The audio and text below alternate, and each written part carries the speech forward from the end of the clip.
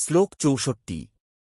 রাগদ্বেষবিযুক্ত স্তু বিষয়ানীন্দ্রিয়ৈশ্চরণ আত্মবশ্বরীর্বিধেয়াত্মা প্রসাদম্ভি গচ্ছতি। বাংলা অর্থ: যে মানুষ রাগ ও দেশ থেকে মুক্ত হয়ে ইন্দ্রিয় দিয়ে বিষয় ভোগ করেও নিজেকে নিয়ন্ত্রণে রাখে, সে লাভ করে চিত্তের প্রশান্তি। সংক্ষিপ্ত শিক্ষা: সমস্যা ভোগে নয়, সমস্যা আসক্তিতে। যে নিজেকে শাসন করতে পারে সেই প্রকৃত সুখ পায়। শ্লোক ৬৫। প্রসাদে সর্বদুঃখানাং হানির্স্যোপজায়তে প্রসন্নচেতসো হ্যাসু বুদ্ধি পর্যবতিষ্ঠতে।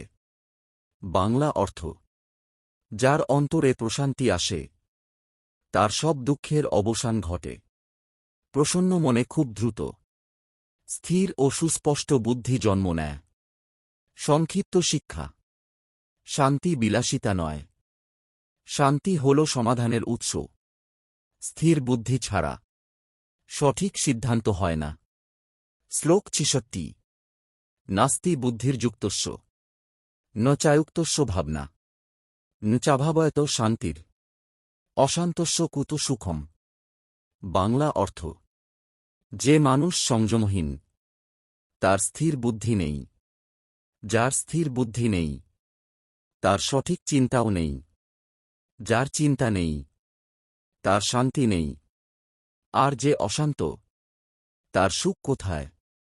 সংক্ষিপ্ত শিক্ষা: সুখ টাকা থেকে আসে না, সুখ আসে সংযম থেকে।